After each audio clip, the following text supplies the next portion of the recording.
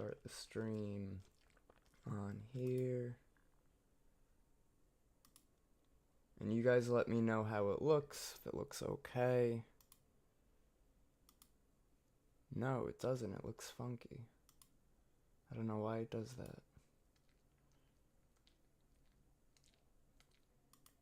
Alright, change of plans. Not going to be streaming it like that. Going to stream it the regular way.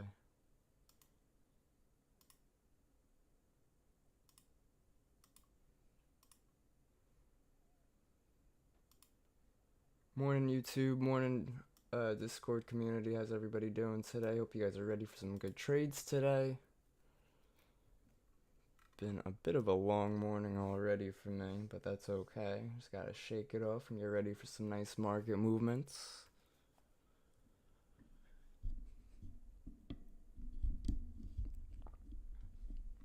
Good morning, good morning. So guys, what I'm looking for today, right? So the market's been a little undecided, right? So the market was going down. We were having a nice downtrend.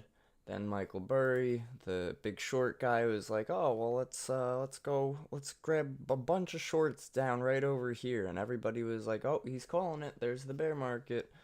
Although he was just filing a 13F form, and that 13F form has to be filed whenever a company, a hedge fund, any type of company like that, files or has a what's the word I'm looking for? Has a order that's priced over $100 million.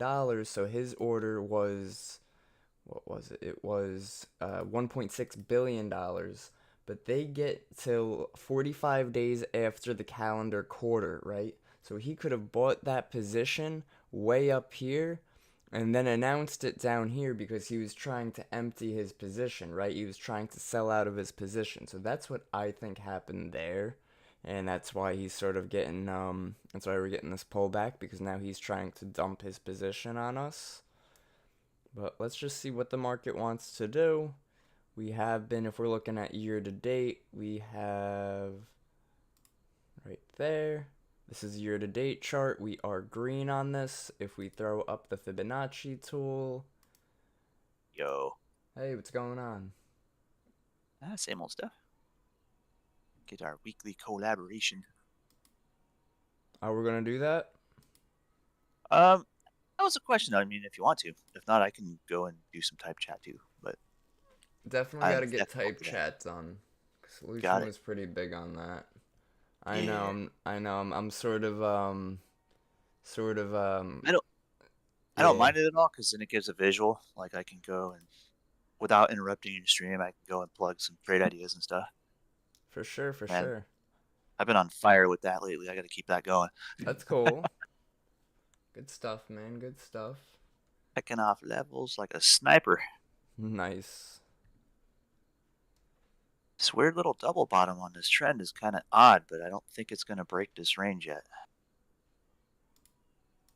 Check out right here, guys. Right here we had a nice rejection off of that, It's not telling me the percentage on the Fibonacci. It's that red one. The 23. Oh, so I have it set backwards.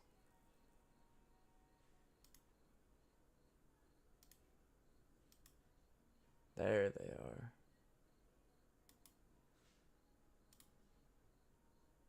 So if we're using the Fibonacci tool, this is the 100 point, this is the 0 point, bottom of trend, top of trend. You know, we're sort of targeting to the downside, the 61.8% at 43.3075. However, sometimes I'm more of a fan of using Fibonacci on the bottom and the opens and closes of candles. I've just had more, what's the word I'm looking for? More, oh my god, I'm drawing a blank. Just can't think of it. Success, thank you. Yeah, wow, couldn't think of that one. More success. You know, when you're so focused on what you're doing, it's a hard word to remember, but... It shouldn't be. Eyes on the prize, sir. Yep.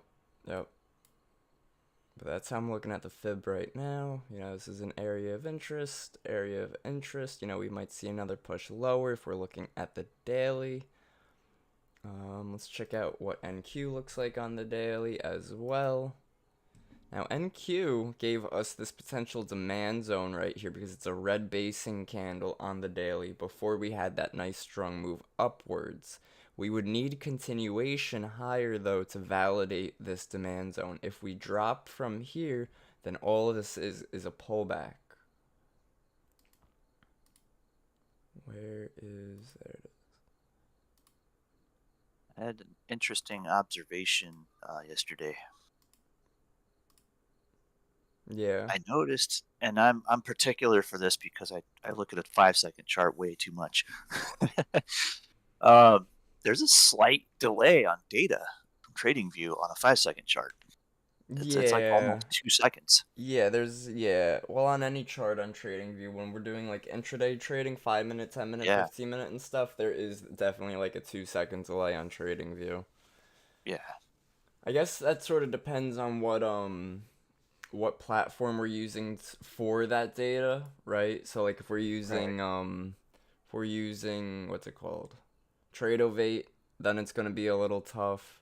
If we're using maybe if we used, let's see, where is it? Trade Station, right? Trade Station is a good one. Yeah. In fact, I think TradeStation was one of their first partners to be able to enable data sharing. That's cool. Yeah. So we'll see how Trade Station goes. But yeah, you're saying on the second charts, you could tell that there's a pretty big delay. Yep.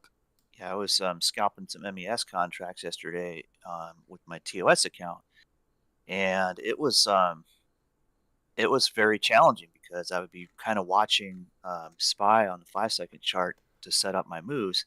Then I would notice that I can't get a second chart on TOS, so I used a tech chart, and the moves on the tick chart were much faster than the moves on the 5-second chart, but they were making the same moves.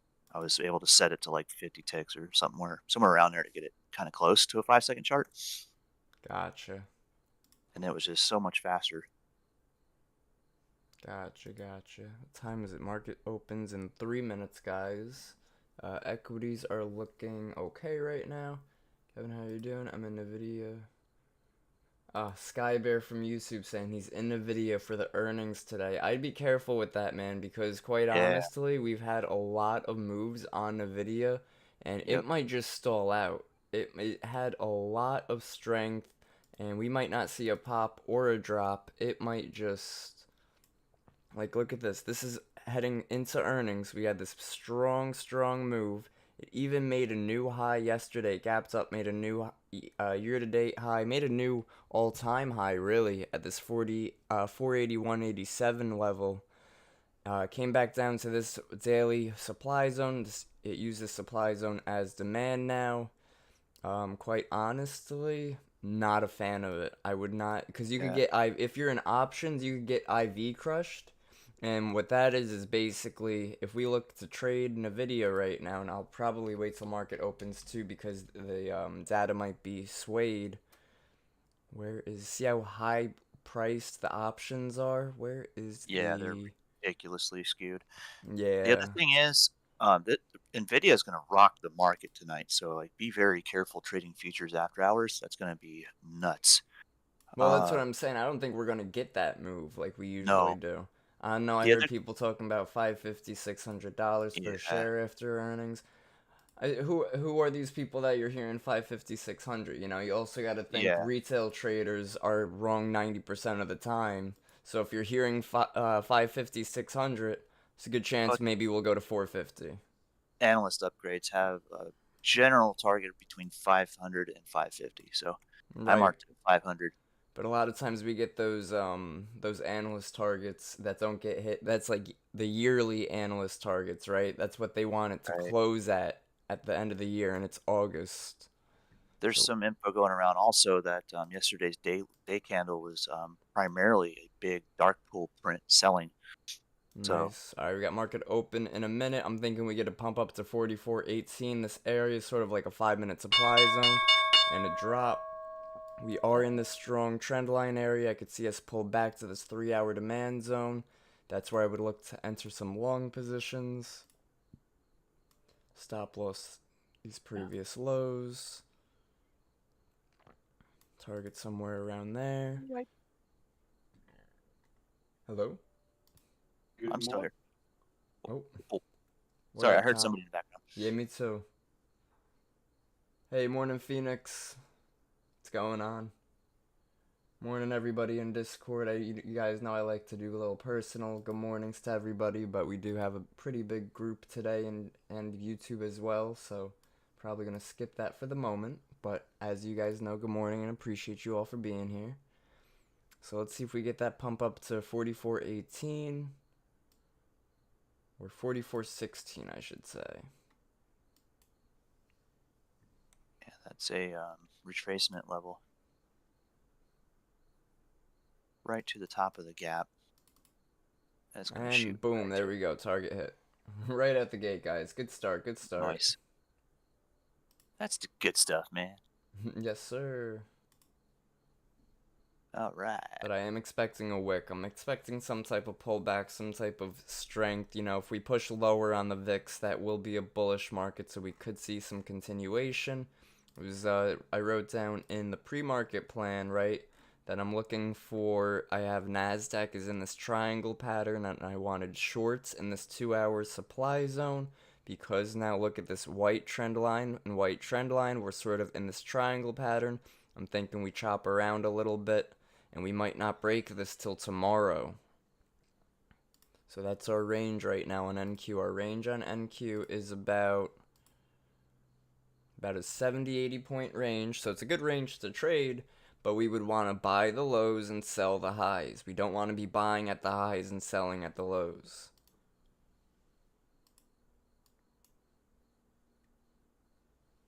There we go.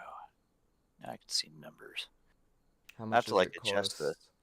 How much does it DOM quite cost a to bit. be in our Discord? So we were at 47. I think we just upped the fees. I think it's $69 a month. You get you get the coaching, you get, well, not coaching, but you get me, you get Jeremy, you got the questions tab.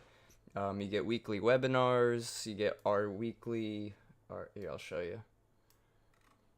You get like our watch list section where I'll post my watch lists on ES, NQ, and then Signet posts the trade ideas watch list, which is usually gappers and a lot of times some penny stocks, so those are really good and volatile as well. Jeremy posts his trade plans and ideas too. But definitely good stuff, because all you need is that one good trade, and then boom, that pays for the Discord. Yep. And then some. So we got Nasdaq coming up near this supply zone. I wouldn't be grabbing any longs right here, but I would be staying patient. I mean, with how the VIX just drops out of this range, I would maybe try to scalp a long position and target the top. But but it would really depend on where your entry is, where your stop loss is. You know, this is a 1-to-1 right there. That's not the best risk to reward on that trade. You guys know I prefer like a 2-to-1 or something. But we just got to stay patient. Let it do its thing. I posted an alert late last night in the watch list about Domino's Pizza. I saw that. And I if think you that, were just hungry. well, that too, but um, if you look at the 2-hour chart and the 30-minute chart, it's a hell of a bear flag. But then you look further left, there's a big old gap. And Right. if this bear flag cracks over, it's got a hell of a move down. So I'm Right. just kind of waiting patiently for my marching orders, basically. Nice. See, this was a good Looks like out a the hell of a gate short. trade. Right, we hit I'll that jump. target and then we rejected right away. Because remember, guys, when we open that first 30 minutes, a lot of times we'll get a lot of chops. Sometimes we'll get a reversal around 10, 10, 15. And that's because the market wants to trap people. It wants to grab liquidity. And when it grabs the liquidity, what it's doing is we got to see that liquidity as fuel for the fire, fuel for the right move, the strong move. And we want to be in that strong move. We don't want to be stopped out that first 30 minutes. Just got to read the market and be patient. That's it. And I'll jump out of your hair in just a couple minutes here. Yeah, no worries, man. It's all good. Plotting and scheming over here. I do like the gap down that the VIX had, but I don't like this candle. It was a really green strong candle on the VIX, which implies a lot of selling pressure. So again, I would definitely be looking for a short position on Nasdaq in this supply zone because this supply zone also lines up with these two trend lines that I have. So I'd look to short in that supply, target this demand, and that's nearly a 4-to-1 risk to reward. So just because we see the selling pressure now doesn't mean we get in right away. We stay patient.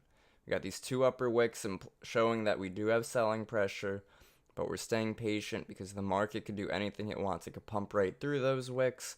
So our target, our area to short, we always want to know where we want to short. We always want to know where we want to go long. We always want to know where we stop out and take profits.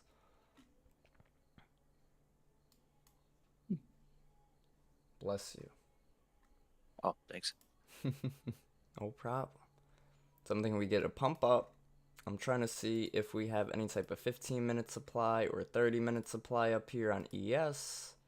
So it looks like we do have a 30-minute supply right here.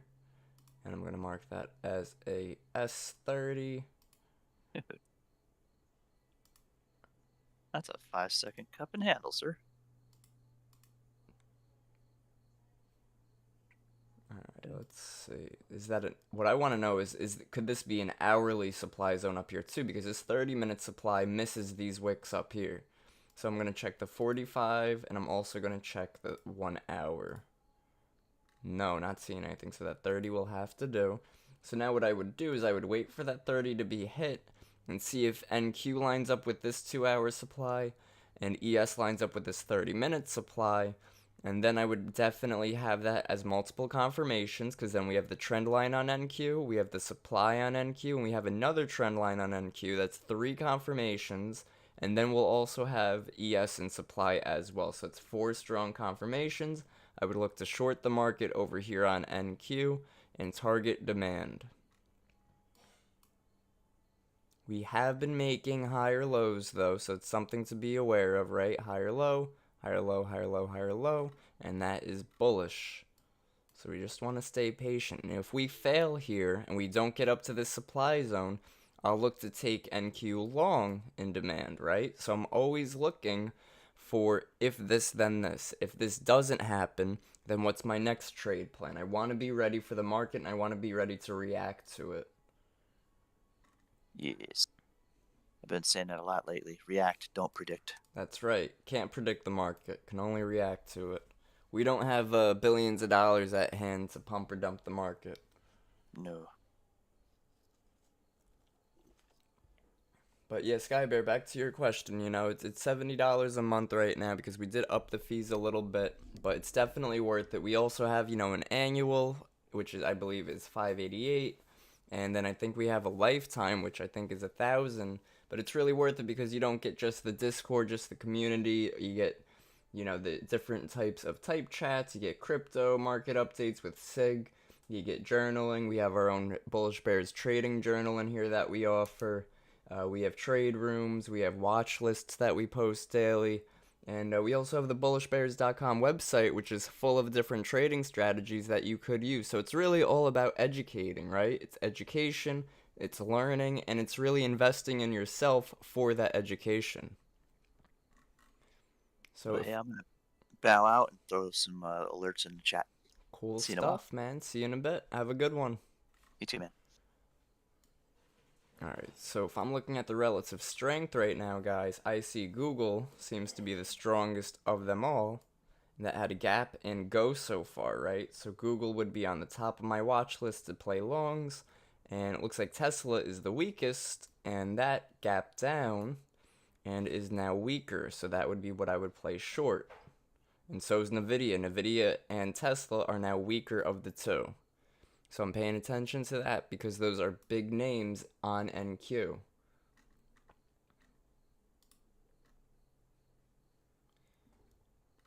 So again, if we don't get this supply rejection, that's okay, because then we might play this demand trade right here. It will depend on what the market says, the market structure, and everything else.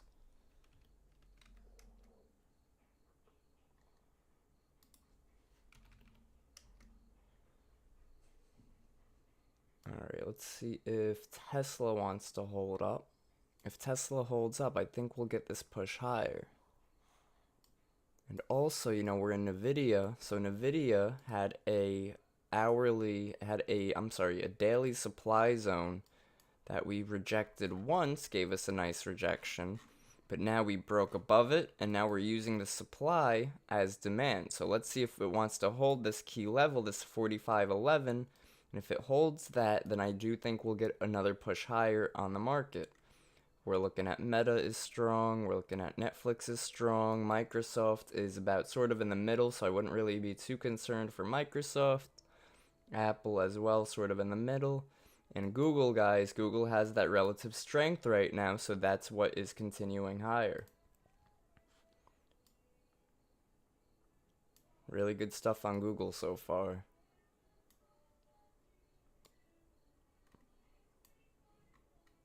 But we are at this key level as well. Going to be some resistance. We need that strength to push us higher. Morning, everybody. Good morning, good morning. Guys got any questions, please feel free to ask. YouTube got any questions, drop it in the comments. Discord, if you guys got any questions, please feel free to unmute yourself. The only thing is you do have to turn push to talk on, and then you guys could ask as many questions as you would like. Gavin, I've got a little question here, yes? No, Thomas, you can't ask any questions. Everybody else can, though. No, I'm just kidding. I'm just kidding, Tom. What's going on, bro? Yeah, so I'm a bit conflicted because I just wanted to know your opinion. What is your opinion on having different strategies? Because I've tried to only do supply and demand, but then I see so much opportunities in supply and resistance, Fibonacci. So It's what do you always do? it's always good to have multiple trading strategies. Supply and demand is just a tool, is just a piece to the puzzle, right? So risks or reward piece to the puzzle, supply demand piece to the puzzle, volume confirmation piece to the puzzle. It's all about putting those pieces together to find high probability setups. So like I'll use supply demand, key levels, trend lines. I like to use my VIX for strength or weakness.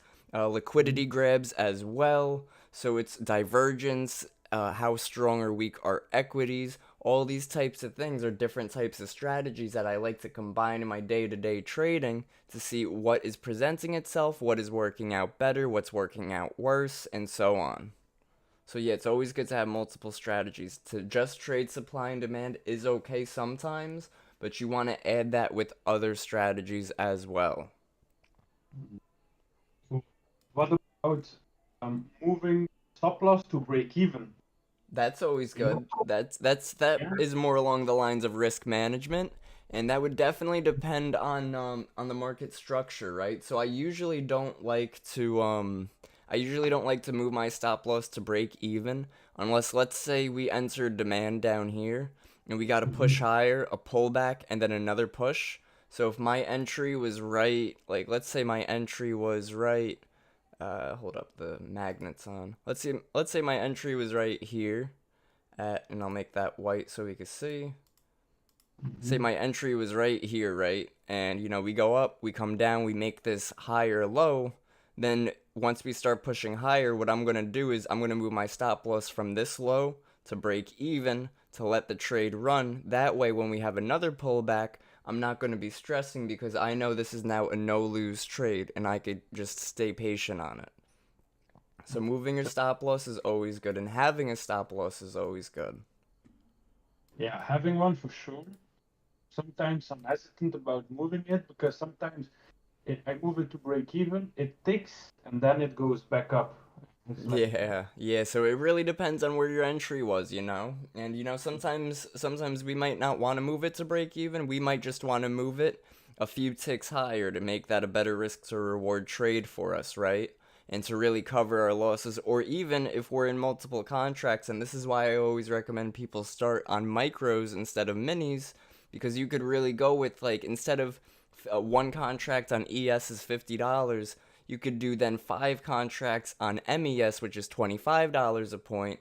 So, or you could even, nice pop, or you could even do like 10 contracts to meet that $50 a point. That way, you could scalp out or you could scale out of some of your contracts into strength. So if I got into 4 or 6 MNQ contracts here, instead of moving my stop loss to break even, I might want to scale out at VWAP and have multiple take profit targets, right? So if I'm taking profit at VWAP here on a few contracts, what that's going to do is that's going to average me down. Nice, guys. We're getting that push higher. That is awesome. Very awesome. Good stuff. Definitely letting this run. Target is supply zone right here. And look how strong the VIX is right now, guys. A lot of weakness in VIX. Good pump, good pump. Let's go. Let's go. 30-minute supply and 2-hour supply is what I'm looking for right now. Okay, cool. Got it. Understood. Maybe last question. Yeah. What is your opinion on confirmation on the 1 minute? Do you think they're strong enough, or It do you use? it depends on what confirmation you're looking for, right? So, like, are you looking for a confirmation of strength? Are you looking for a confirmation of volume? Confirmation can't just be a time frame. It has to be some type of technical analysis. Yeah, it's for example, if I see price action, so market structure on the 1 minute, so I see, for example, a lower high and a higher high, Yeah. then in the 1 minute, then yeah, sometimes I'm hesitant to jump in because I want to wait to see the lower high on the 5 minute, but then sometimes the trade's already gone. Yeah, so you could definitely trade off the 1 minute with that type of confirmation, but what I recommend is if you're looking at the 1 minute, trade off the 1 minute. If you're entering on the 1 minute, get out on the 1 minute. Don't enter on the 1 minute and then look at the 5 or 15. Make sure, if anything, look at the 5 and 15 first and then trade off the 1 minute for that confirmation for that entry. Cool. Got it, brother. Thank you very much. Got you, man. Nicole had a question too. Good morning, Nicole. How's it going? Hey, Kevin. I'm not sure if I find and get the supply demand zones right. I'm okay with support and resistance on different time frames when I zoom out for trend confirmation. What additional reading learnings can I focus on?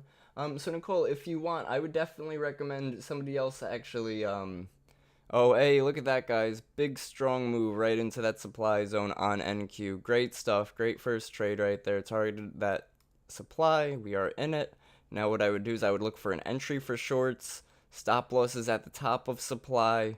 Could probably enter here, try to let it run, but I'm staying patient on that trade, right?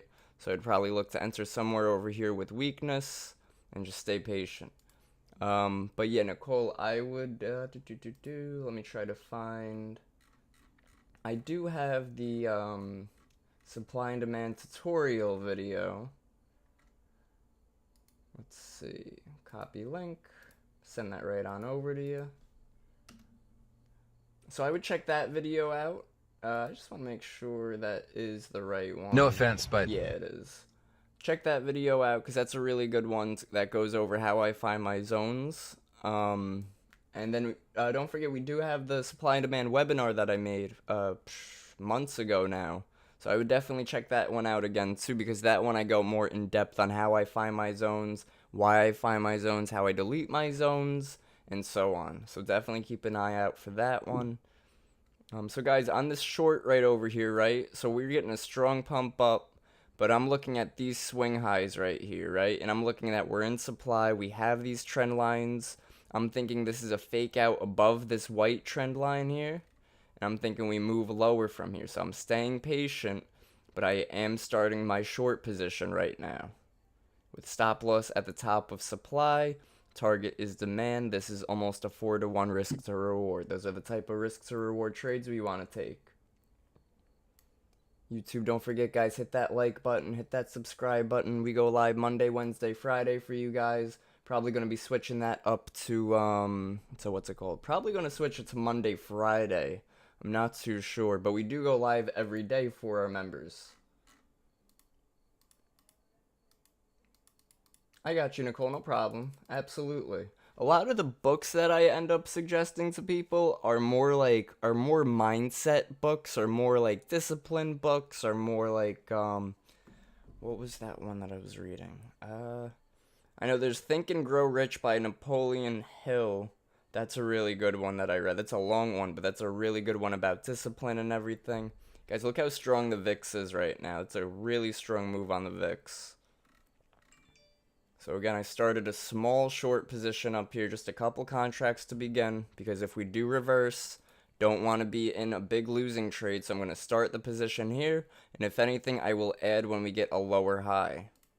But we are in supply. We did probably just trap a lot of people to the buy side because they saw that big pump up, so I'm just waiting. Plus, I really wanted ES to also reject this 30-minute supply zone as well. So if ES pushes higher and brings NQ a bit higher as well, and then ES starts to reject this 30-minute supply, then I'll add contracts to NQ probably somewhere up here to average up my short position and have an even better risk to reward on that trade. So that's what I'm looking for right now. I'm just staying patient. Let me get those book titles for you. Where is it? So there's candlestick types of books. Mark Douglas Trading in the Zone is a really good one. That one is a really strong mental game of trading, right? So that's a really good one that I recommend. Think and Grow Rich, Napoleon Hill. The Art and Science of Technical Analysis by Grimes is a really good one too. I'm gonna send that right now. And what's cool, guys, because we are in such a great day and age of technology, technology, AI, all this types of stuff, we have the ability to get these books for free online. All you have to do is put in the title and put the phrase PDF next to it. And that's how you find those books for free. Alright, so we're getting at the top of this trend line right here. I'm going to add one more position, one more contract on that to the shorts. Again, though, I really am staying patient because that's such a strong VIX. And if we do break through, I'm just going to stop out as soon as we break. So again, it's not a trade that I'm going to be losing a lot because I know how to average in. I know how to go lightly at first. We're just staying patient. But we did catch some of that bull move, so that is okay too. Let me share that PDF, The Art and Science of Technical Analysis. I'm going to send it in the Hangout chat. Let's see.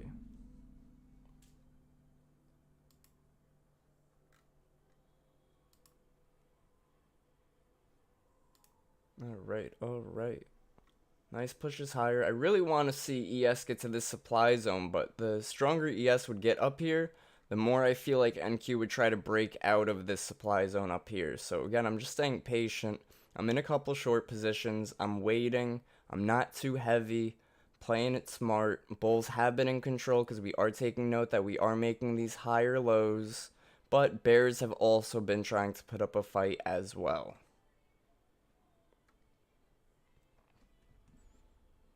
And it is coming around to 10 o'clock. Maybe we get a 10 o'clock reversal and push us lower. We do have Google at a supply zone.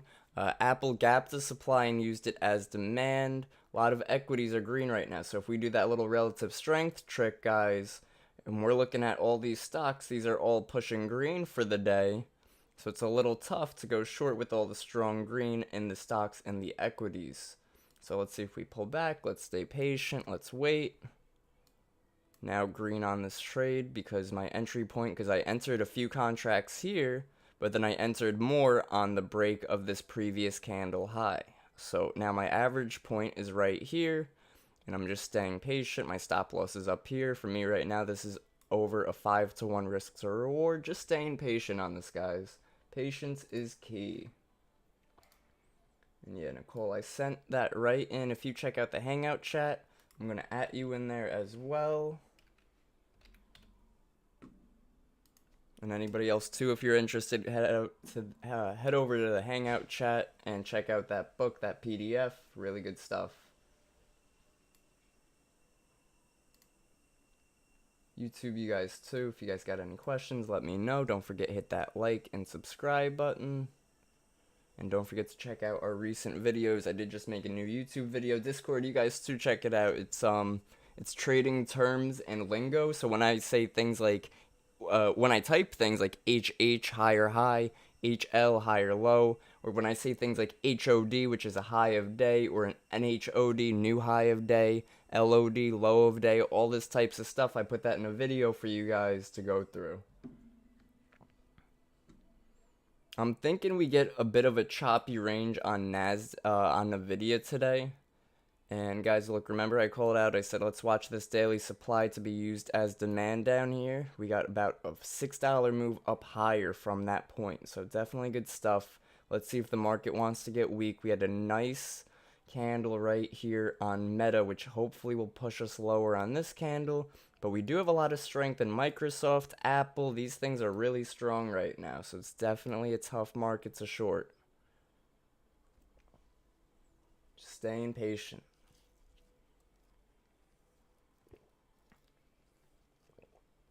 We get ES to that 30-minute supply, and NQ holds inside this supply. I'll add one more contract and have a really tight stop loss.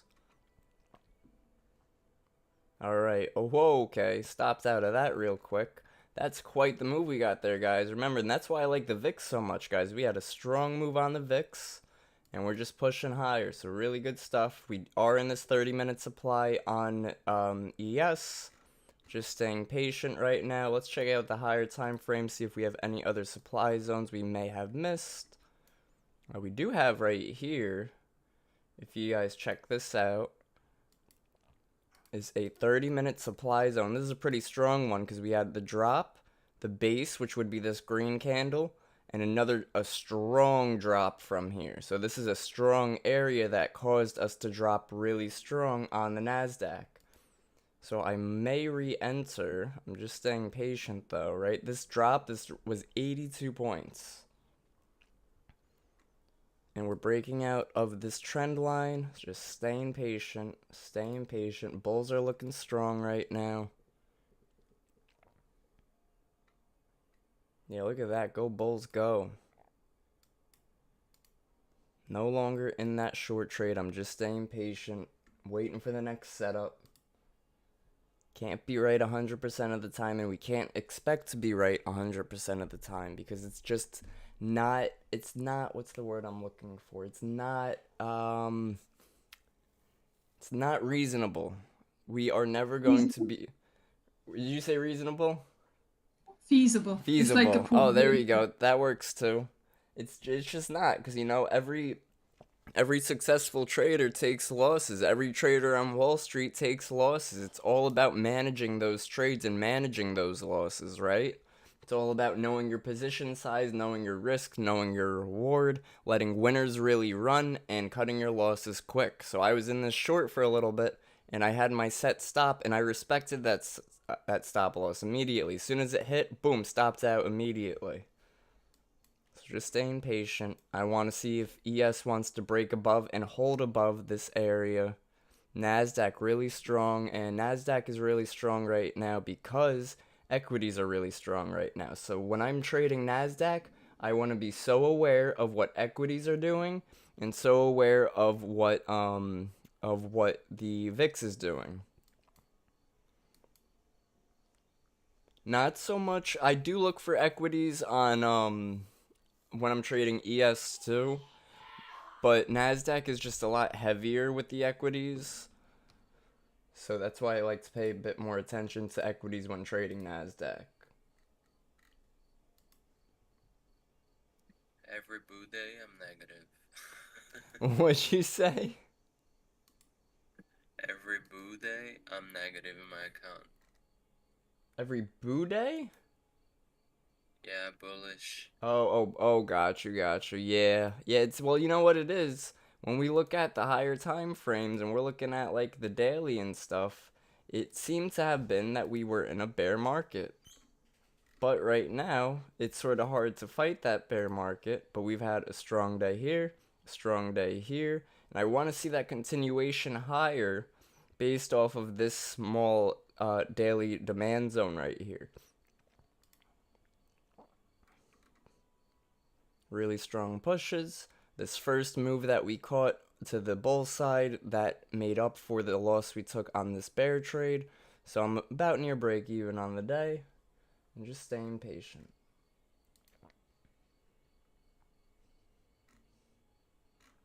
I'm zooming out. I'm looking for any other types of areas. What I'm noticing too, guys, so we have a little bit of divergence when it comes to ES and NQ. So if you look at ES has not broken its pre-market highs, whereas if we look at NQ is way above its pre-market highs. So that's divergence right there. And a lot of times when we have divergence, the market likes to have a shift in structure. But now at this point, I would be looking for a pullback on NQ, and I'd be looking for it to hold this area now. Now I want it to hold this area to take some long positions so we could grab it for the next leg up. Let's see if we got the path tool. Grab it from here to here, pull back, and then one more move higher. Just like that. So that's something I'd be keeping an eye out for. Again, we caught the longs, switch the position to short. Maybe we should have held it longer. It happens, and we're just gonna wait. Had a really great day Monday, had an day yesterday. Just gonna stay patient for today. Bulls have been in control. Bulls have been trying to take control of the market. And we gotta remember too, year to date, guys, year to date, we are very green on NASDAQ, very green on ES. Gotta remember too, when Michael Burry announced his order, filed that 13F form, you know, that's near the bottom of the bear trend. He could have been trying to say that to empty his position, to try to get everybody out, to get everybody to take his shorts.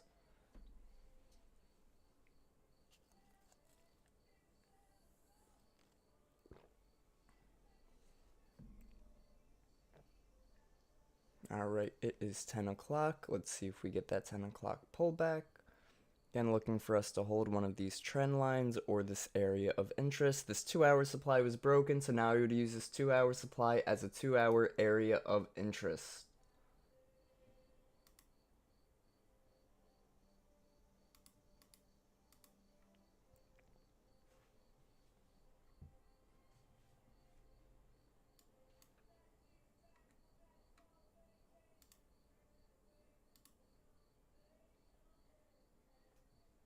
Bulls have been in control. I am not looking to take any short positions in this type of market, right? I tried, it failed, not gonna do it again.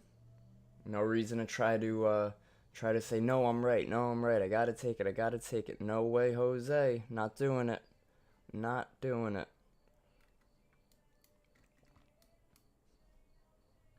Equities are having some pullback.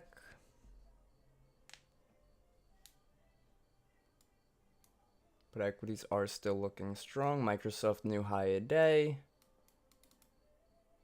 A lot of stocks have made a strong turnaround, right? So we could try to scalp this to this 3-hour supply up here as a next target. But gotta remember, last time we were at this 3-hour supply, we wicked it, right? This is where the 3-hour supply was created. And then we used it once right here. And we literally wicked inside of it for a second. So let's see if it wants to break it and use it as a liquidity grab area.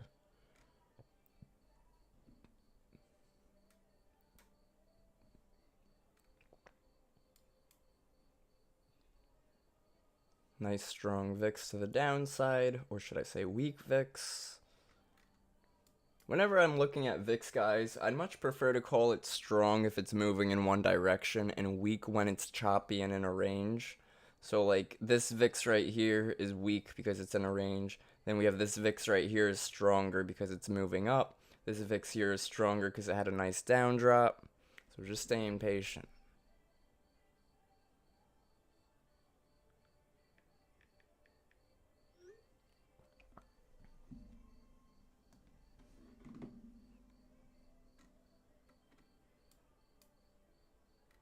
Nice strong move on ES. ES is near its high a day. It did wick above its high a day from pre-market highs. So we're just staying patient. Waiting. Nice move on SPY right there on ES. Right, and we even had the rally, a basing candle, and a rally. So we could have used that as an area to enter. You know, coulda, woulda, shoulda situation. Enter there. stop loss at the bottom of that candle, and we could have targeted maybe the top of supply or over here, but again, that's a 1-to-1 risk to reward, not that favorable. But just because we don't have a favorable risk to reward doesn't mean the trade itself isn't high probability. You know what I'm saying?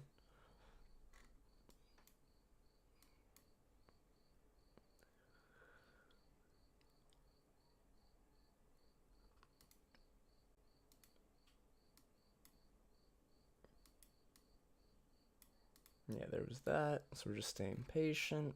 I do like the candle formation NASDAQ just made up here, but I'd really need equities to start selling off. We do have an engulfing on Meta right here. This red candle's an engulfing candle, but it's coming down to VWAP.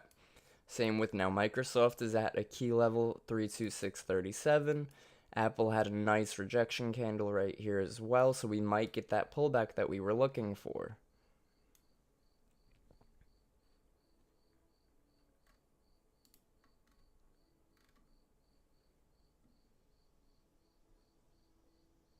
It's having a tough time pushing and holding lower. We got about 4 minutes in the 5 minute. I always want to be aware of how much time we have left in the candle and in the chart that I'm looking at. If I'm looking at the 5 minute, I'm trading off the 5 minute. If I'm looking at the 15 minute, trading off the 15 minute.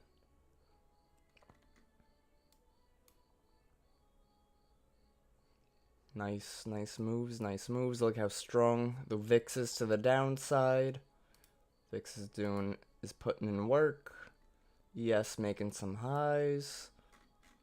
Check out that 3-hour supply. This 3-hour supply on ES has not been used yet. So I'm looking at that and I'm taking note of that. So that might be an area where we don't reverse and sell off, but it might be an area where we look to pull back from.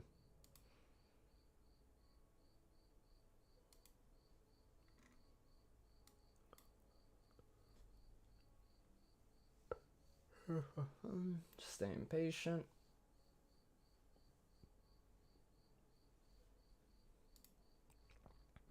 Got the doggo on my lap and I'm just chilling, right guys? When we're trading, when we're looking at the market, when we're learning the market, when we're waiting for setups, we can't be stressing, we can't be feeling antsy, we can't feel the need to be in a trade. We have to let the market come to us. We really have to be patient. Those NVIDIA options, man, those are expensive, man. Very expensive. Let's see, implied volatility on them. Look at the implied volatility on them, guys. That's very high. Whereas if we look at something like Apple, it might still be high because NVIDIA's earnings, right? But it's not as high. It's only 23%, which is normal, right? Apple has normal volatility on it. Whereas, again, we look at NVIDIA, and that has 167%, right? So that's why I'm saying NVIDIA might give us an IV crush, right? So we've had these really strong days on NVIDIA leading up to earnings, which leads me to think that instead of having a huge gap up or a huge gap down, we might gap up for a second and then come back down and close somewhere near this 460, 470 area because everybody's thinking, oh, we're going to gap up. We're going to have a big gap up. I don't know.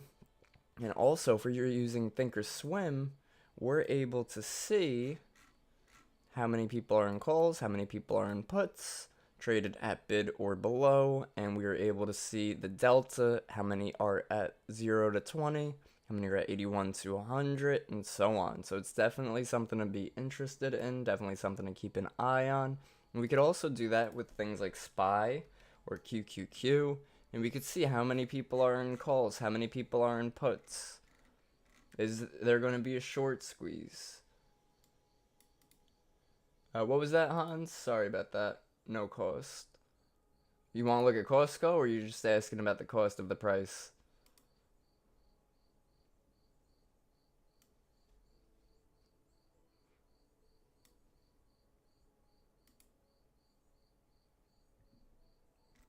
So look, see how NQ is holding this area right here, this top of the supply zone?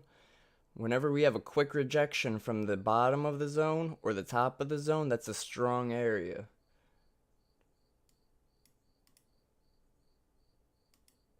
Yeah, Hans, you gotta pay to be a member of the community because we offer a lot of education, we offer a lot of stuff that other communities don't offer, but we're also a lot cheaper than other communities.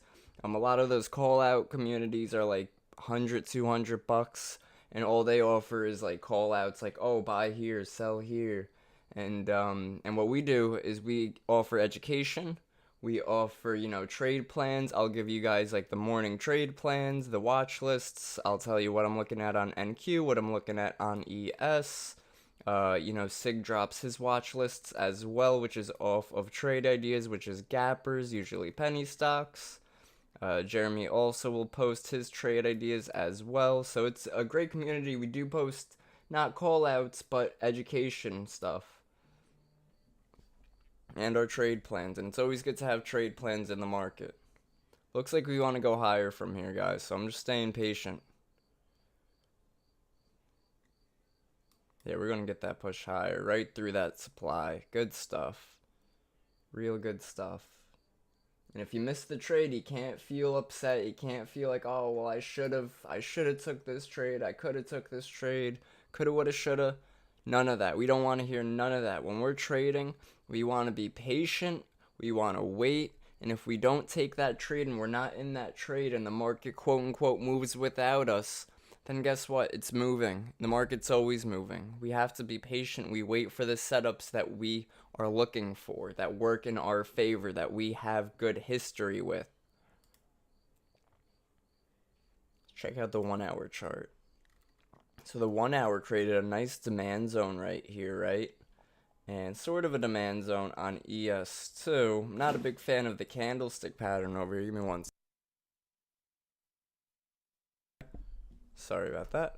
But yeah, nice demand zone right here. So what I'm going to do is I'm going to mark that out horizontal.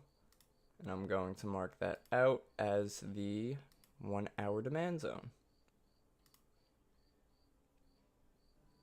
It's always good to be aware of the higher time frames, guys, because the higher time frames give us those stronger moves.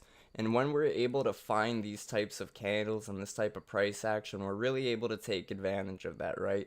So if we were looking at that candle closed at 9 o'clock, we could have maybe taken a long position here, put our stop loss here, and then targeted this 2 hour. Wow, look at that, guys. Markets keep running. Bulls mean business. It's always good to be able to switch biases, guys. We want to be able to read the market as a whole and be able to switch biases like that. Because it's not always going to be bearish. It's not always going to be bullish. But when we take the clues that the market gives us, we're really able to do well with that.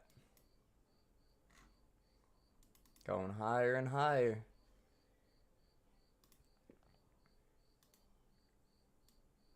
And what I'm looking for, guys, I'm looking at equities, and equities are also pushing higher. So more often than not, equities are going to be trending in the same direction as ES and NQ.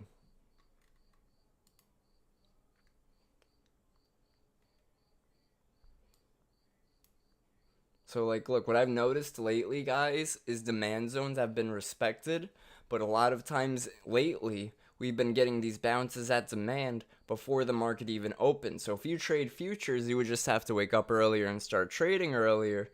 But if you're trading options, market opens right here, you would have to get in right away, put your stop loss at the lows, and try to let it ride. But that's sort of risky getting in right at the market open. But like I called out Monday. Monday I said we're probably going to gap and go as soon as the market opens. It's exactly what it did. Said that again this morning. I said that we're probably going to see a nice price action right to this 44.16 level based off of this 5-minute open. We got that exactly on this candle, and then we just kept pushing higher from there. It's all about understanding the market. It's all about experience, watching the market, taking all the clues, taking all the pieces to the puzzle and putting them together.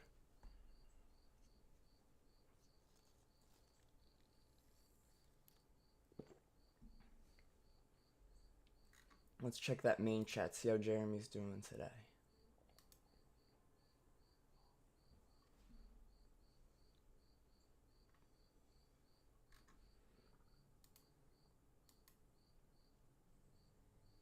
Let's check out what was Google doing, right? Google was a strong one we were watching. Google pushing higher, new higher days on Google. Really strong market right now. But again, now we're in this supply zone, and this supply zone worked once, but now we're back in it, so let's see if it wants to work again. I don't think so, but the market does need some pullback, right? And look, we're at this 3-hour supply zone on ES. We just wicked it. The high of this candle is 44.29, and this supply zone started at 44.29.75. No, the high of this candle was 44.29.75. Check that out. Right there it says the high of the candle that we're on. That's 44.29.75. We are starting to get some pullback, but I'm not expecting supplies to play out because what happened with this supply, we broke right through it. What happened with this supply, we broke right through it. I am expecting a pullback because the market can't just keep climbing up forever, but with enough strength, it can keep pushing. Apple at a new high a day, 180.20. Microsoft sort of trying to make a lower high right here. Same with Meta. So again, I am expecting some pullback right here. Now what I would be looking for is pullback to grab some liquidity. Be looking for an entry around here. Stop loss there. Target is that key level. 2-to-1 risk to reward. You see where it says right there, the 2? That's the risk to reward on this trade.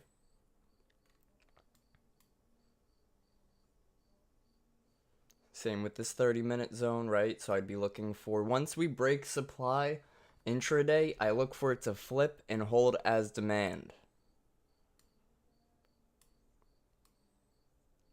So ES might be the more favorable trade at this point, because if we're looking at it, this is over a 2-to-1, and we would probably be expecting to make a new high a day there. So somewhere around here, maybe a 3-to-1. Nice strong pullback on ES, just waiting, just staying patient.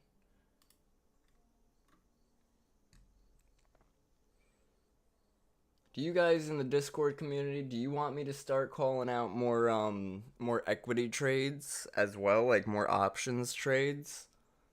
Or do you want me to still just focus on futures? And if you guys want, you could drop a comment in the main chat, let me know. Because I could definitely hook you guys up with some good equities trades based off of the relative strength little trick I got going on over here.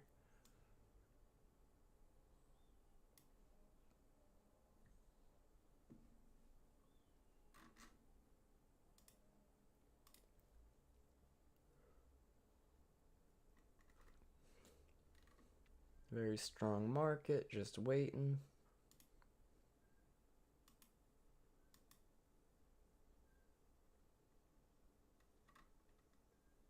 Tesla did have a gap from this morning, right? It gapped down, and then it filled that gap for about $4. $4 move on Tesla. If we were trading Tesla options.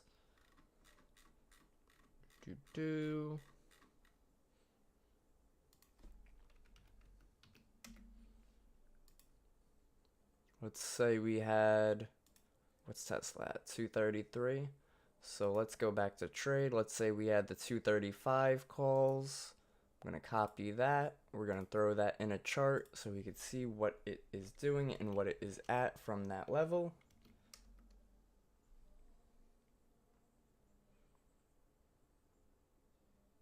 So if we got in near open or on that pullback, we would have gotten around 240, and now it's around 394. That's about a 60% return on investment on Tesla. And it's still climbing, right? Because look how strong that is now. Now Nvidia, though, was also a strong one. But I would have been trading something along the lines of Google, something along the lines of Netflix, AMD, because these were more relatively stronger.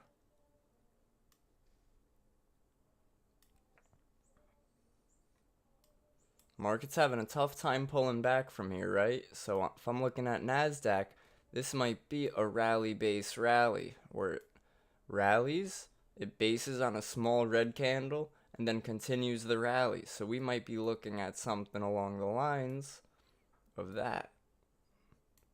But because we're in supply, I would be wary to take any longs up here, because then I'm going long against a supply zone. That's not what I want to do. So again, I would sort of be patient and see if we pull back down here. Maybe scalp some shorts to the downside, but I don't want a counter trend trade. I'd much rather wait, let it pull back. ES is in this 30-minute supply zone, so I'm just waiting. We might get a bull flag right here, right? And a bull flag would look just like this. It would look like that, and it would look like that. So it would make some lower lows on the wicks, but it would keep rejecting up. Then we would get a strong pop up higher. So I'm just waiting. I want to wait, and we could react. What's going on, Distant? Welcome to our YouTube stream. Good morning, good morning. Welcome back to another electrifying live stream. Sorry, I forgot to say that this morning when I started the stream. But yeah, welcome to our community. Remember, stay active with us. And check out our blogs, check out our YouTube videos, all of our live streams, our webinars. Saturday we have our weekly webinars. So I'm just staying patient on this. Equities are looking strong, but they are sort of pulling back. Tesla has a strong pullback right here. Check out Tesla. Microsoft's looking strong though. Microsoft looks like it's ready to make a new high a day right there. I'm watching that bid, I'm watching that ask.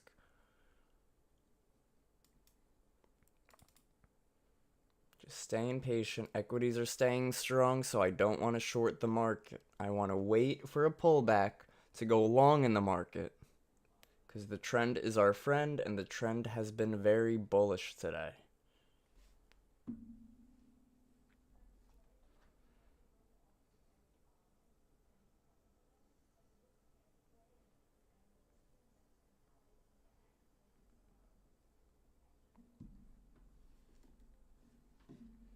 Just waiting for this candle to close. I want to see another candle push lower and then a pop.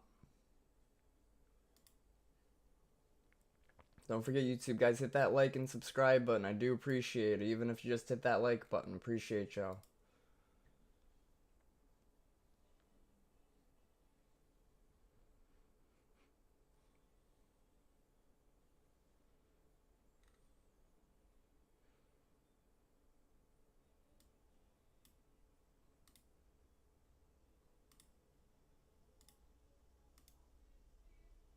Alright, NQ. I see you, NQ.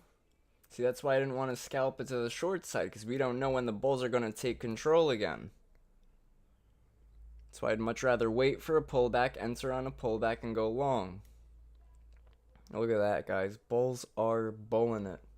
Mess with the bull, you get the horns.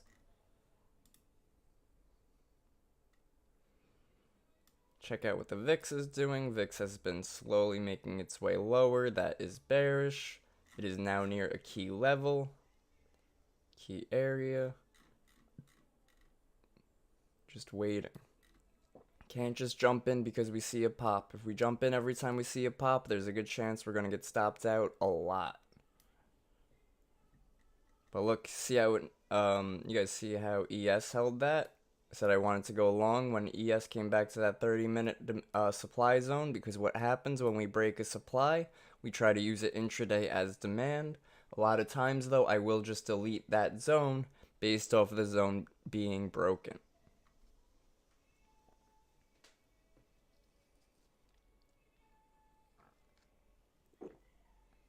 Google, though, is doing the same thing. It's using a supply zone as demand. Let me show you what I'm looking at. Nice strong move on Meta right there. See how Meta had a nice strong pop. Tesla might give us that rally, a basing, and then a rally. So this could be a good area to take Tesla calls. You know, once this candle closes, if we get the proper candle closure, I would want a small body and a long lower wick. Hey, morning, Antonio. What's going on? You see, this is what I was looking at on Google. Was we had this supply zone. We chopped around, broke through it, Then we broke through it, closed above it, came back into it, and now we're using it as a demand zone. Apple sort of trying to hold a high a day around 180.21, see if it wants to break that, watching the bid and the ask. Boom, new Apple high a day. I bet Nvidia's NQ's also trying to break high. Yup.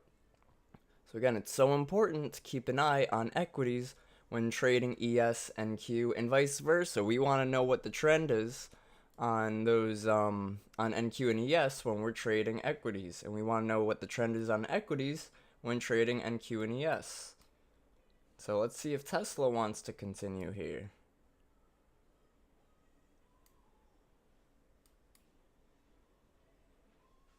Got a bit of a pullback on Nvidia. Just staying patient. Meta's looking very strong. Would maybe consider scalping Meta before anything else. What are Meta calls priced at right now? See if they're reasonable, right? So we look at the implied volatility is not that bad. Let's check out Nvidia one more time. See if the implied volatility went up at all. Nope, still chilling around that 166 area. Very expensive though, guys. Would not touch that at all.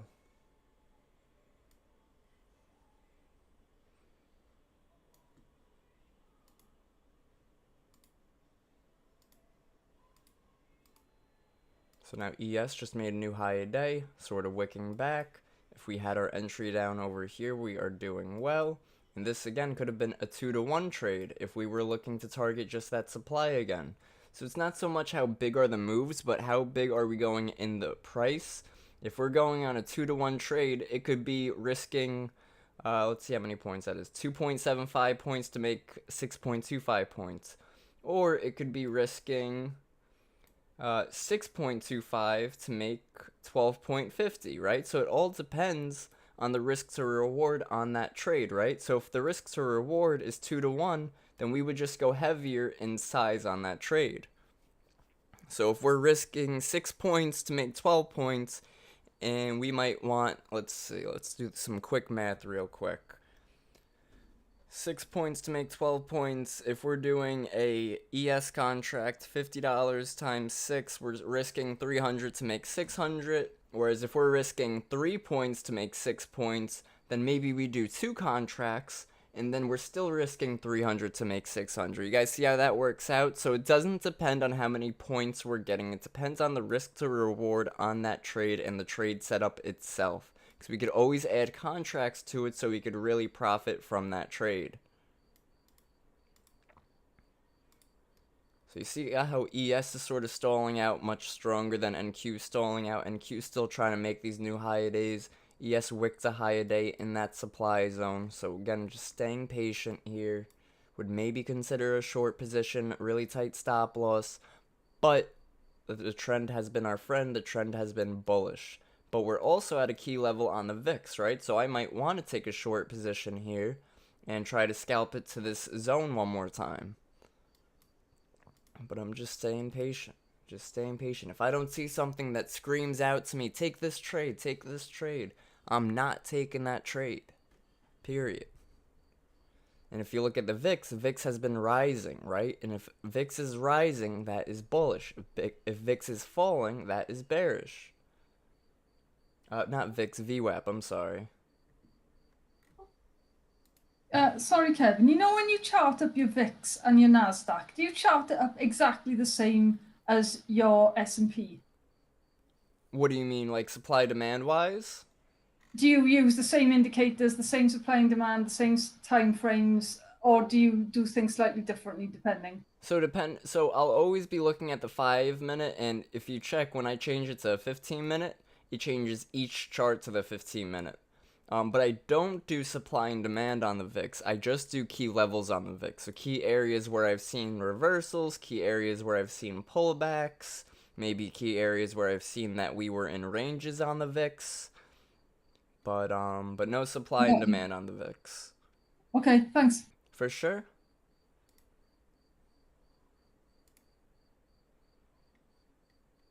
See, VIX is getting really close near this key level, and it's trying to push lower, but it's sort of stalling out. It's having trouble. So I'm staying patient, considering some shorts, not liking any long positions yet.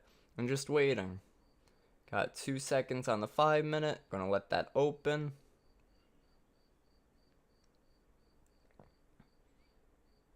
So if we took a short position here, put our stop at high a day, targeted down here, we're now looking at a 2-to-1 risk to reward. So again, how many contracts would we need to risk 300 to make 600? How many contracts would we need to risk 150 to make 300? All depends on our contract size, all depends on our risk to reward, all depends on our account size.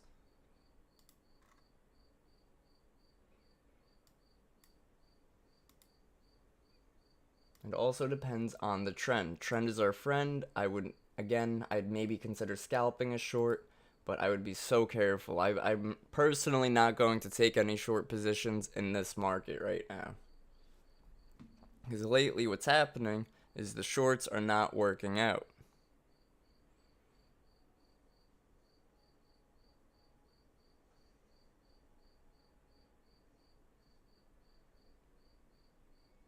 See that? Bulls are coming in. Bulls mean business. Google new high a day, pushing higher. Tesla also new high a day, pushing higher. Just waiting. Waiting. There's Nvidia with a pump, so I'm expecting another push higher. But I'm also looking at ES and saying, well, ES is having trouble right now.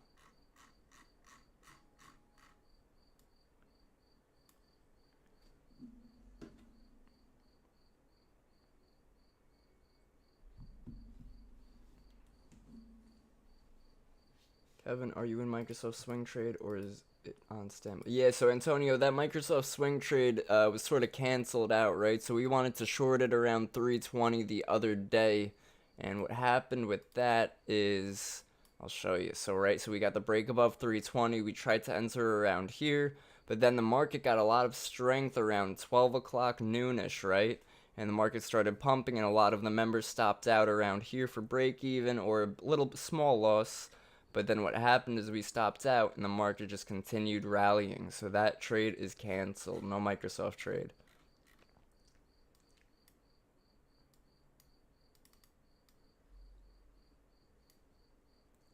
Tesla high a day. Good stuff on Tesla. AMD pushing strong as well. Yeah, AMD really strong right there. Let's keep an eye. Let's see what AMD options are doing, right? Because AMD is a cheaper stock.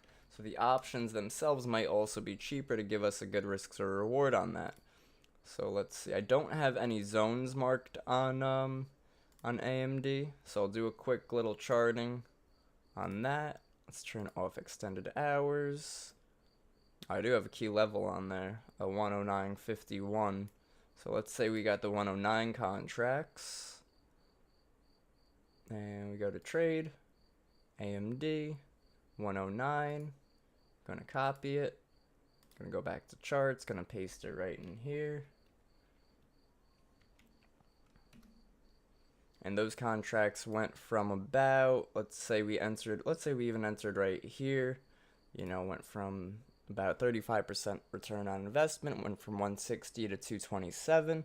But if we did get it near the lows or near this first pullback near VWAP is always a good area to enter positions, guys.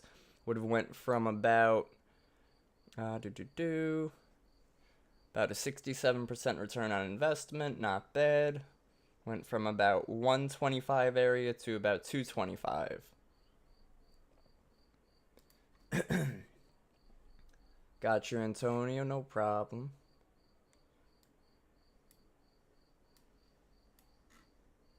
Going to bring the video back up on that chart. And we're really just staying patient right now. The market has been more bullish today. Sort of seeing a rounding top right now, though. So now we really have to be patient, because now NQ is in supply at a key level. VIX is at a key level. ES is at supply. So even though supply zones have been breaking lately, and that has been the trend, we want to be patient, because we can't go long in a supply, because then if it does dump against us, we're going to be like, oh, well, I should have blah, blah, blah. Coulda, woulda, shoulda situation. We don't want to be doing that.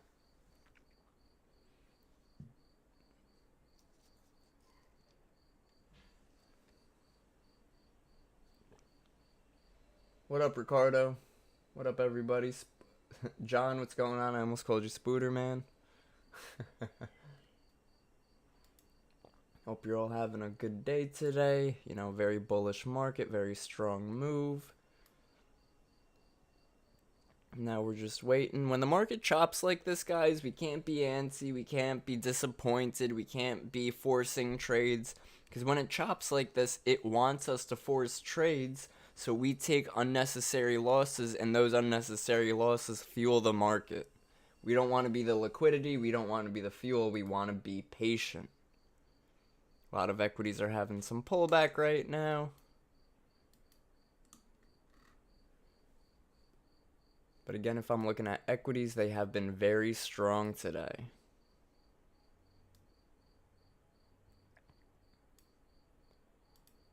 Netflix has been running today, guys. Netflix opened at 418. It's at 429 right now. So let's take a look at Netflix options, right? Now, Netflix is known to have really expensive options.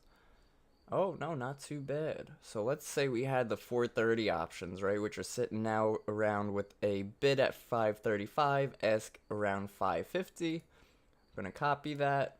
I'm going to go to charts, and you see how Netflix had a big, strong gap and go, right? So it had the gap and go. You had the one pullback. We could have entered there, stop loss at the lows. We were at VWAP.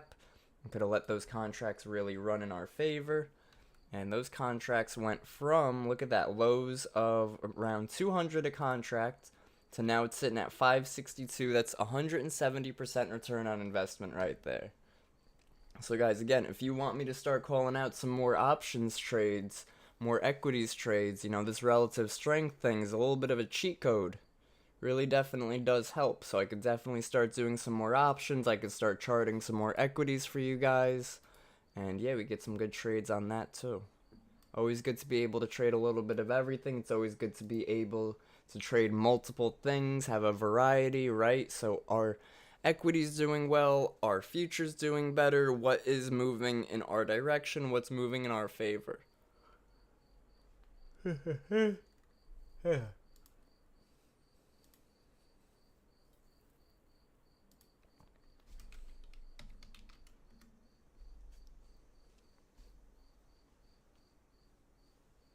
Morning, Hey, Kevin. morning, Ricardo.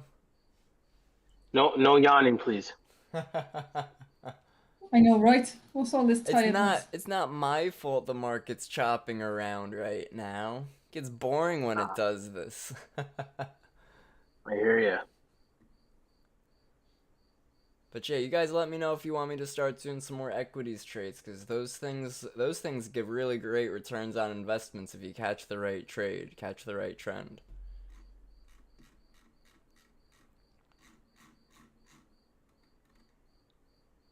But those things could also take a strong percent away from you, right? So as easy as it could give you 100% gain, a 200% gain, it could give you a 50% risk. It could take 50% of your contract away. So it's really smart to make sure you're risking the same amount on each trade. So if you take a 50% loss on $100, it's a $50 loss. But if your goal is usually 100% gain, that's a $100 gain. So you're able to have a good 2-to-1 on that.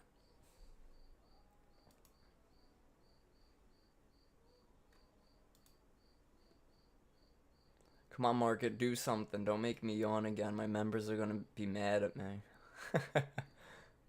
There we go. Some pullback. Woo!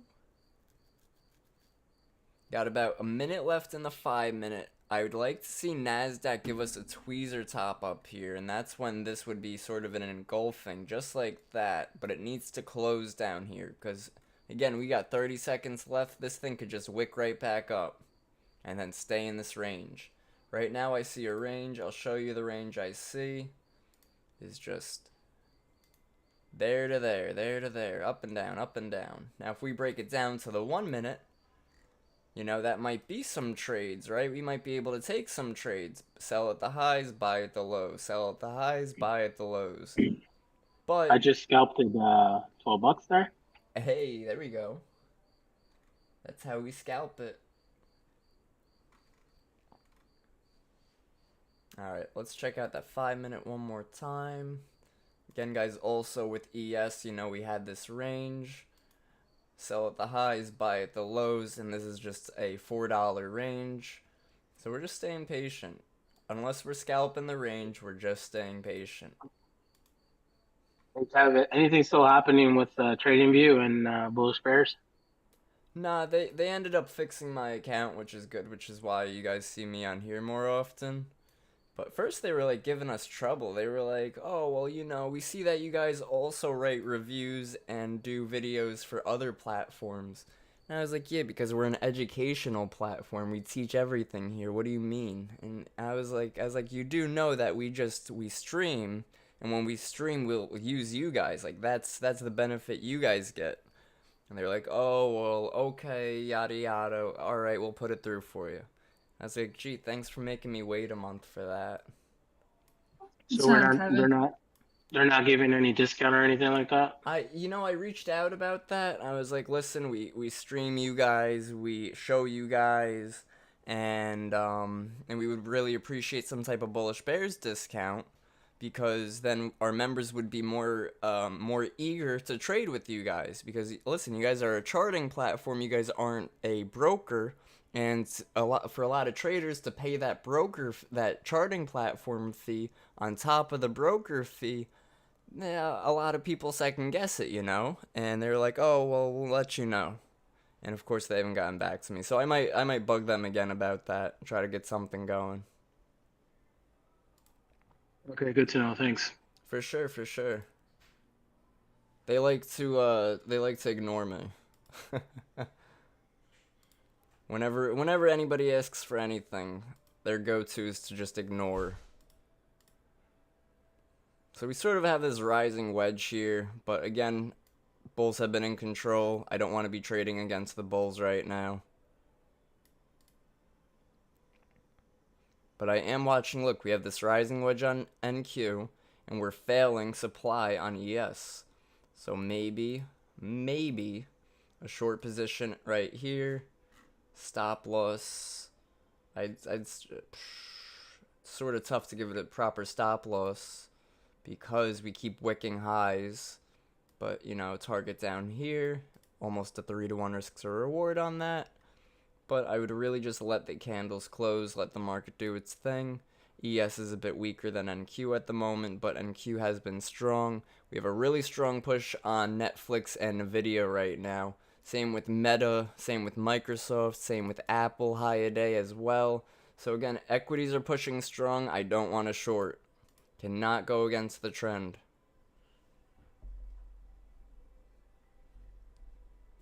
Yep, see that ES high a day? So it's always good to go with the trend. It's always good to know what is the market doing. Trend is our friend. We want to stay patient.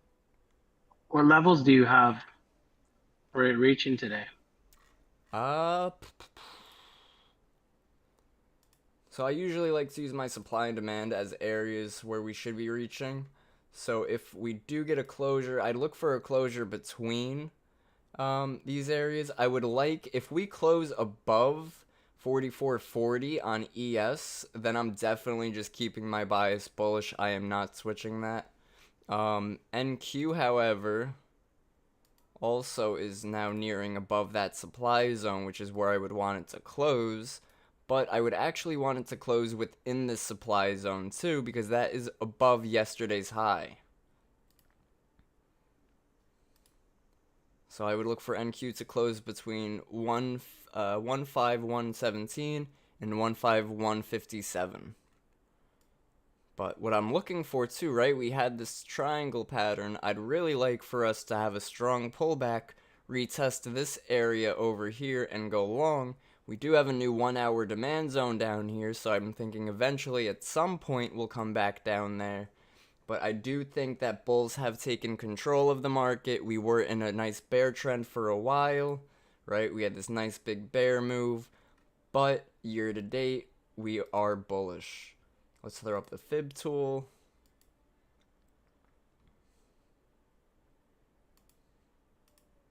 So we had our retracement to the 78% to about this would probably be around 70-75%. and now we are pushing higher again. So again, it's really just understanding the market structure, understanding where we're at, knowing that year to date we are bullish, and just staying patient based off of that fact. Oh, it looks like your DOM is working. Yeah, so I connected TradeStation to it. TradeStation gave us a couple demo accounts with their package number 2, and they have 2 packages. The first package, which is cheaper, second package, which is a bit more expensive. But when you have the second package connected to TradingView, you get a really nice depth of market, which is awesome. Let's see, ES. Look at that. Like, how cool is that? Look how heavy that order is at 44.32 right there. Is that Never volume seen- there on the DOM? It's That is cool. so with It's orders, no? with the DOM, it really depends on what platform you're using. So if we're looking at something like Thinkorswim, and we're looking at the level 2, these orders could be sploof orders, right? So it could look like it's really heavy. It could look like right here's 192 right there at 44.34. But what could happen right before we hit that 44.34 is they could take those orders off, right? So they could be trying to trick us. The real order flow that we see on Thinkorswim would be this level, the time and sales over here. Time and sales are orders that actually get filled, and unfortunately with Thinkorswim, the green does not mean buy and red does not mean ask. The green and red is separated from, is it above the previous price, is it below the previous price? So we are getting some strong volume again. It is looking like bulls want to take control. We have our little SIG indicator over here, bull trend, bull strength, bullish momentum, surge upwards. And again, we're looking at equities too. Equities are pushing higher. Netflix another new high a day. Apple new high a day. The only thing that's pulling back really on equities is Tesla right now, right? It looks like it wants to make its way to VWAP. So going back to the DOM, it's not really volume, it's just orders going in and out. So it's orders that are sitting there, but what I like to do is I like to look for, is the bid heavier, is the ask heavier? The ask is going to be above where price is currently at, and the bid is going to be below where price is currently at, and the bid is the buying, and the ask is the selling. So if ask is really heavy, like you see right now, 690 orders at 44.35, I can guarantee you there's not really 680 orders there, right? So I think that's a sploof. I think that's BS, pardon my language, but I don't think Misleading. that's legit. Gotcha, thanks. For sure. I'll make a Yeah, more thanks. in-depth video on that. I made a video on how to set up the time and sales. Like here, look, we're getting a bull move right now. Like the 44.35, right? Remember, we saw the 650 orders now, right? So let's see if we want to push through that. Let's see if when we get closer to that, if all these orders disappear. 700 orders now. So we're just waiting, right? Because that looks irregular. That doesn't look normal, right? All these others are in the teens to the hundreds, maybe 200 max. 680 is funny. It's funky. It's not right. See, we just blew right through it. Now they're at 44.36. So they keep moving that. It's not right. It's not legit. 44.36 is now heavier, but let's see. We're gonna go right through that too. It's very misleading. It is misleading, but that's what the market makers want to do. They want to keep us out of the market. They want to trick us into the market. See that? We blew right through it. So again, it is misleading on purpose. So what would be the point of using the DOM then to trade? Because not every order, not every level is going to be misleading. It's just mainly those really obviously different levels, right? So like these right here, it's consistent. You know, this right here is not too consistent. I know I'm not a big fan of it on TradingView.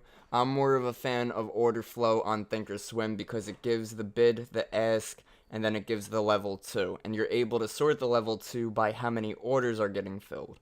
So if I wanted to do by 5 or more, it wouldn't be moving as quick as when I set it to 2 or more. When I do 2 or more, it's going to be moving a lot quicker, and that helps to scout. I need to learn that. 44.36, 44.36. See right now 44.37.50, 346 orders. So let's see if that's legit.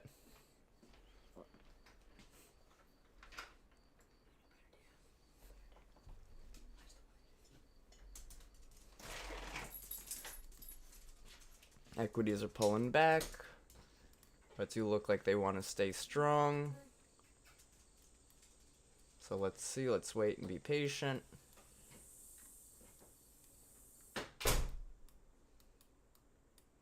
I do think bulls are going to keep pushing higher here.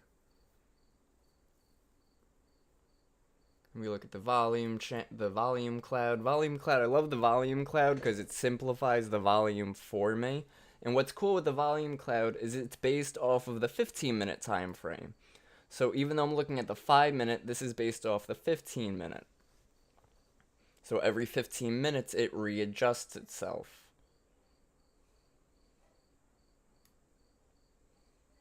Let's see. So right, 335 at 44.37.50. So 44.37.50. Let's throw a trend line, 44.37.50.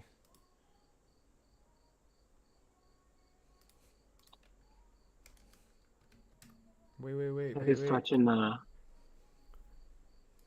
What was that? Looks like it's touching the high of day on the pre-market yesterday. First buy. It's getting close. Definitely getting close. I think high of day yesterday was 44.40. So again, let's watch this 44.37.50 level. What I like to use the tape for is to see if price is being bought. So there's 44.37.50. I see prices getting bought there. I think we're going to push through it. 44.37.50. Look at that. Now it's only 60, right? And they pushed it to 44.38.80. 44.38, I mean. So they keep moving their orders around to try to keep us from getting in the market, try to keep us to stop out.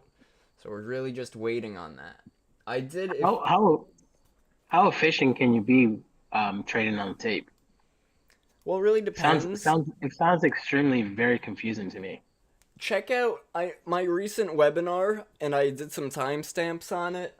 It was the trading strategy webinar. I did a little bit of a breakdown of how to use the tape, and I even did like a screen recording from last Friday to show how it works and whatnot. So I would definitely check that out because it's a lot smoother than what we're seeing here. But what I really like using the tape for with Thinkorswim is for the time and sales. And you see how we're just getting in a lot of volume. If this volume's dead and we're not seeing a lot of orders hitting the market, then I want to stay far away from it. But if the market isn't dead and we're getting volume, getting larger orders, then I'm more, not for sure, but I have a higher chance that it is continuing, it is getting that good momentum, it is getting that good volume. So you use it as just another confirmation to Yeah. get into a trade or exit, but you don't actually trade it off the tape. Like place orders off of it or trade just because of it? Place orders off the tape. No, don't place orders off the tape. You could use the active trader, which I was working. That's what I'm seeing now. Okay. Yeah, I was working on right. You could hit buy here, sell here. So the tape is different than this. What you're showing right now. So the tape, when I hear the tape and I'm thinking Thinkorswim, I'm thinking of time and sales and level 2. Whereas active trader is more of a depth of market like we were seeing on TradingView. Sorry, what's the difference between those? Sorry. No, that's okay. So this is basically this right here. This is the same as this, but you're seeing it a bit more clearer. So just orders being placed, whether or not they get executed or not, it doesn't matter. Right. So like down here, there's 44, 30. So what I'd like to see is I'd like to see volume and orders building up. If we're pushing up higher, I want to see the bid staying strong and consistent. If we're pushing lower, I want to see the ask staying strong and consistent. Now, just because the ask right now does look stronger, I feel like these orders are BS because we've been pushing higher and we just saw them have a big heavy level and then take it away. A big heavy level, take it away. So they're doing that a lot right now at the ask, and that's something I would be aware of. And that's depth in sale, yeah? Yeah, the depth of market, which is the active trader. Yeah, but again, active trader, depth of market right here is the same as the level 2 down here. So if we look at this is 58.73, we're looking right here is same number as right here. So like if I screenshotted, if I took a screenshot, you see how the screen froze and it says 14 at the ask and it says 74 at the bid, and then down here it says 74 and 14. It's the same thing. Right. So you could either use the active trader because you're placing orders with it, or you could just use the level 2 and time and sales, because what happens is it has to go through the level 2 down here before it hits the time and sales. So the time and sales is almost confirming it. And again, you use these two as confirmations. Well, you don't even use depth of market. You use time and sale as a confirmation of volume, yeah? Yes. Right, got you. So you can't trade off of it. You can trade off the time and sales in level 2, but again, with level 2 being the same thing as the active trader / depth of market, you could trade off of this. Like if you're trading futures on Thinkorswim, you could hit buy or sell right over here, right on, and you could add your orders to this right here, right? If I wanted to trade, 20, and I clicked buy right here, this would add 20 to this 95 right there. Or, let me think. I'm pretty sure it's like divided by 10, like you move the decimal over. So I'm pretty sure it would just add 2 to that point. But you get what I'm saying. So you could use the active trader for that. But if you're not looking to place trades off of that, you could just use the level 2 because it shows the same information. I've seen Sig post a video of using the DOM before trading. Yeah, he posted he posted that the other day. I made a video sort of showing how to use depth of market just for visualizing the orders, and what you could do for that is you could like hide all this extra stuff. You could remove this stuff up here, and then you could remove the sell order and buy order. And let's see, buy order remove, sell order remove. And now you just have a cleaner look at where the volume is, right? Where these orders actually did go through. And you can look at the ask size, look at the bid size. And again, this information is the same as this information, except that this has the volume on the left. Have you ever tried trading like that? Was it effective? I don't trade on active trader except if I'm trading options. Like let's see. Because a lot of times you trade options based off that. Look at those 430 calls, by the way. That's cool. So like when I'm trading options, I will use the depth of market because that tool lets me place an order exactly where I want to place that order. So if I want to buy at 7.15, I'm going to click buy right there and it's going to fill me at 7.15. Whereas if I had the buy and sell, like buy ask, and had that up on the second line. Whereas if I hit buy ask, it's going to fill it at the ask, whatever the ask price is. So it could give me sort of a crappy fill. So if I want to know exactly where I'm getting filled, I'm going to use this active trader. And this is called the price ladder right here. So think of it like a ladder. Like you climb up the ladder, you climb down the ladder. You press buy over here, sell over there. And that's what we're looking at. That's how I use that. For options. Damn, And that's only for options, right? that would be for options, yeah, because you know what it is to trade futures on Thinkorswim, you really need a lot of capital. Like if we go over to futures and we look at ES,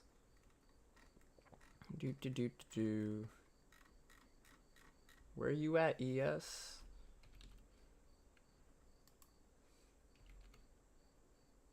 I think you might have passed it. Did I pass it? Yeah. Oh yeah, there it is. ES, right? You need initial margin $14,000. So, Damn. right, which is in my opinion pretty crazy because then there's things like TradingView, which to trade ES, I believe it's only 1,000. So you're looking at a 14th of that to trade the same exact contract. So I would prefer to use Thinkorswim just to give me the data, because the data is much cleaner and much nicer on Thinkorswim, because TradingView doesn't give good data at all, and Tradovate, the data is sort of crappy too. So I like to use the Thinkorswim data, but trade off of Tradovate, TradingView, because also TradingView has the cool tools where we could do like long entry, short entry type tools, and that's also where I do most of my charting as well. So like I'll place an order on TradingView with my Tradovate account linked, and then I'll be looking up at the top chart, which again I got a bunch of monitors open, so I'll look at the top chart to sort of get a feel for what's going on in the actual internals of the market.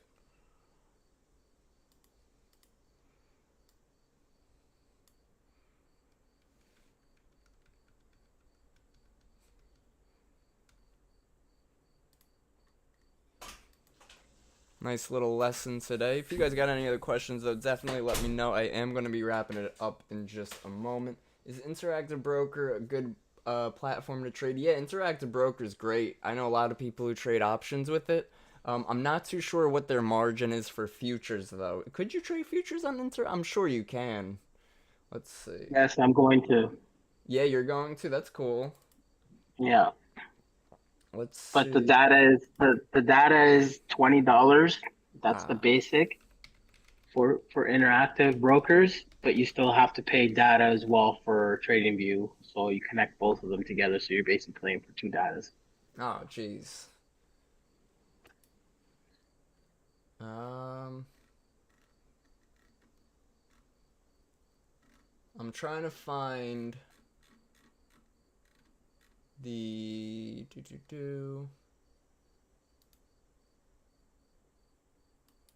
the margin required for IBKR.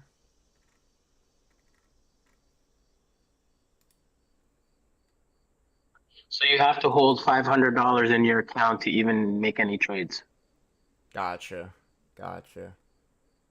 So for me, I'm going to be starting with 1,000. Okay. Yeah, it's always good to not, whatever the minimum is, guys, it's always good to not start at that minimum. Because you don't, Yeah, I know. you don't want to be starting at the minimum, take one loss and go, oh shit. Yeah, there goes all your money. Yep. I've done that. Hey, we live and we learn. We live to trade another day.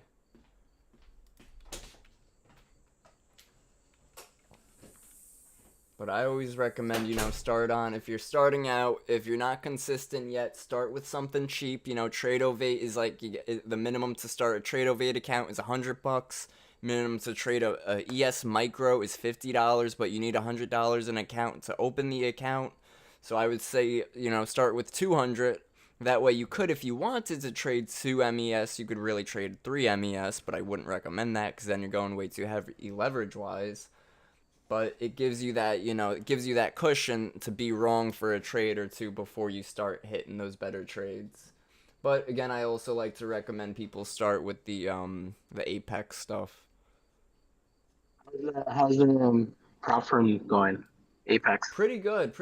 I still got a while ago. I passed that 25K account. That one was all right. I sort of, not gonna lie, I sort of haven't been trading on that one for a while because I was trying to get a 50 and a 75K one. But they knocked off that 80% discount, and quite honestly, I don't think it's worth it for the 50% discount, which the 50% they run all the time. I just feel like the 80% is a more reasonable price too. So I'm waiting for that. Was You that? don't get grandfathered in. You don't get grandfathered into the 80% if you had it before. So they do, like, but that's if you blow an account. Like if you blow an account, you could, yeah. Yeah, so it's So you like blew up your account and then it went to 50. you blow up the account, you could reset it, and I think when you reset it, the resets are 80%. It depends on which sale they're running. Sometimes they'll run like a save 90, then the reoccurring months are 80%, and to reset the account is 80%. But sometimes they'll run an 80% discount where the resets are 50%. So it really depends on what they're running and what sale they got going. But yeah, At the moment, it's only 50. yeah, at the moment it's only 50. I think I have an old account, and what it is too is they charge you monthly. So if you did blow an account and you didn't cancel that account, they'll automatically charge you that 80% on that account when the next month hits.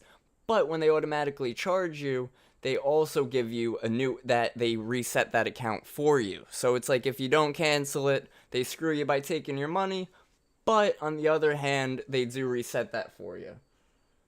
That's not bad. Yeah, yeah, it's not bad at all. There's a lot of prop firms popping up now. Huh? Yeah, yeah. Top Step is another good one.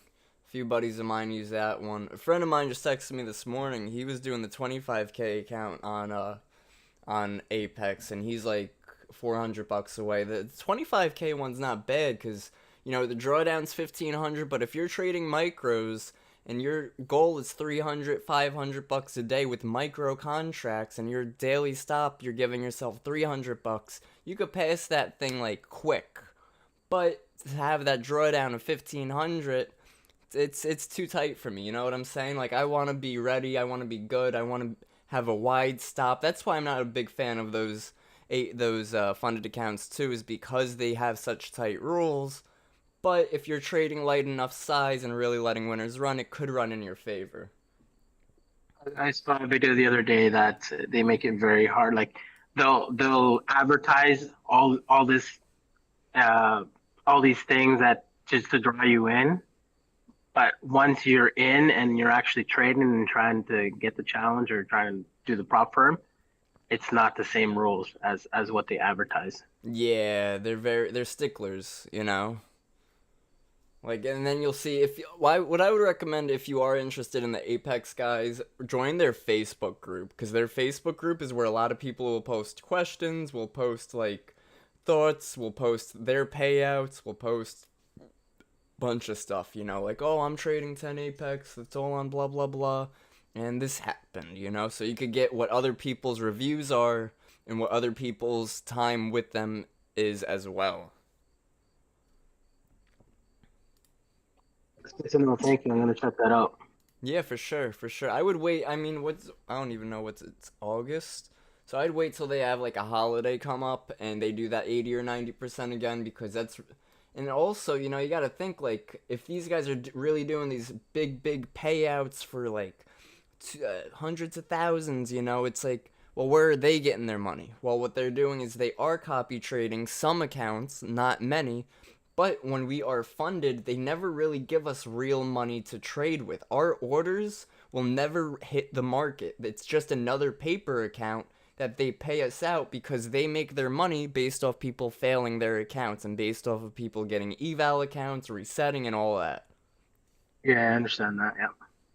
But I would always recommend, if you're getting started and you're doing Apex, do like a 50K, maybe a 75K, but start with some micros, have a daily goal, and stick to that daily goal. Oh, Kevin, how do you know which Apex Trader funding account it is on Facebook? Let me check. Facebook.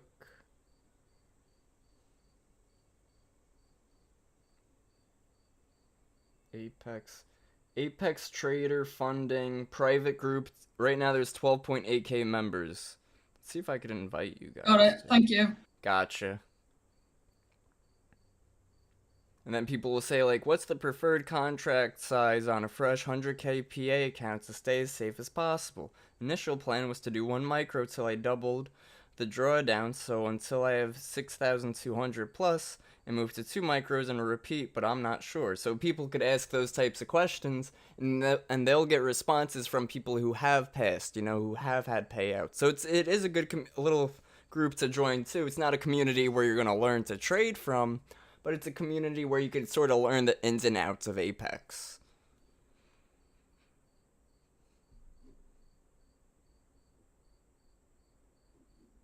Alright. With that being said, guys, I am going to wrap it up there. Market is, again, a little choppy, but it did just have that nice push up. Remember, guys, we don't want to be counter trend trading. Supplies have been breaking. We want to be with the trend, and trend is our friend. YouTube, I'm wrapping it up there. Thank you for being part of today's journey. Spread the wealth of our resources among your fellow traders and friends, and stay tuned for exclusive sales and exciting updates. Check out our website, bullishbears.com. Check out our YouTube, which you guys are already on. Check out our videos. Make sure you drop a like, because I do appreciate it. I do put a lot of time and effort into the videos we make. And yeah, appreciate you guys for watching on YouTube. See you guys on Friday.